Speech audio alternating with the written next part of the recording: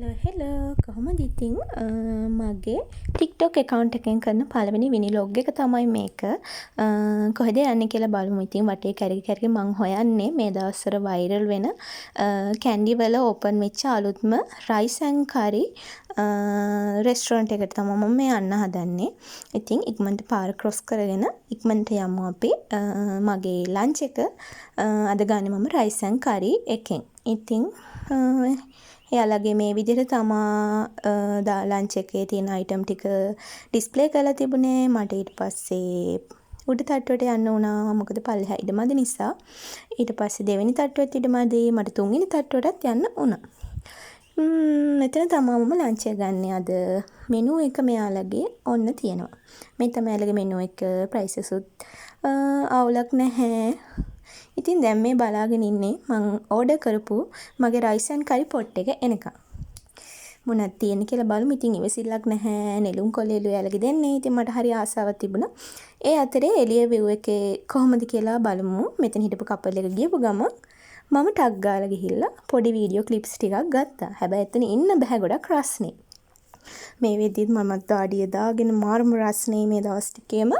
ඒ නිසා ඔවුන් එතකොට ඒ බෝයි මගේ ඕඩර් එක ගත්ත බෝයි මම ඕඩර් කරපු මගේ වතුර එකයි පෙප්සි එකයි ගෙනල්ලා දුන්නා. එයාටත් තෑන්ක් කරලා මම බලාගෙන හිටියේ මගේ rice and curry pot එක එනකන්.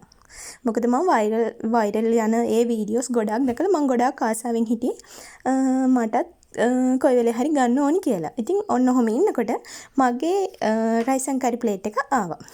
ඉතින් දකිද්දී ආසයි හිතෙනවා ඔක්කොම ශ්‍රී ලංකන් විදිහට තියෙන්නේ. ඉතින් මට ආසයි බලමු මොනවද තියෙන්නේ කියලා.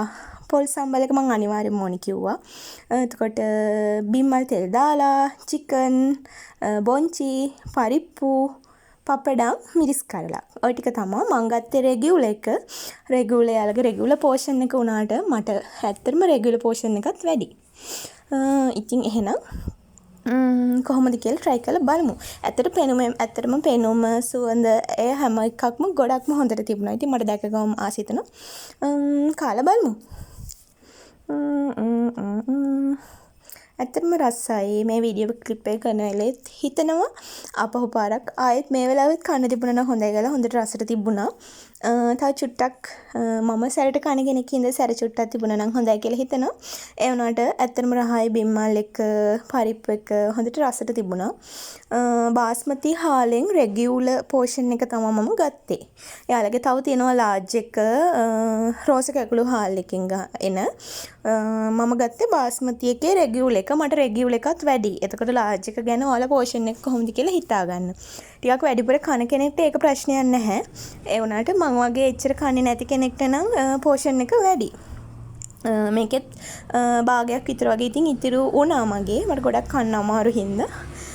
ඉතින් මේකට ඔයාලට මගෙන් මාව ෆලෝ කරන ලයික් කරන අයට. ඉතින් බලන්නකෝ ඔයාලගේ සිංක් එක තියෙන්නේ තාච්චියක්. ඉතින් ওই විදිහට තමයි අද දවසේ මගේ සෝලෝ ඩේට් එක මිනි ව්ලොග් එක ඉවර වුණේ. වීඩියෝ එක බලපු හැමෝටම thank you. එහෙනම් මාව ෆලෝ කරලා ලයික් එකක් කමෙන්ට් එකක් දාන්න යන්න. ආදරේ. bye.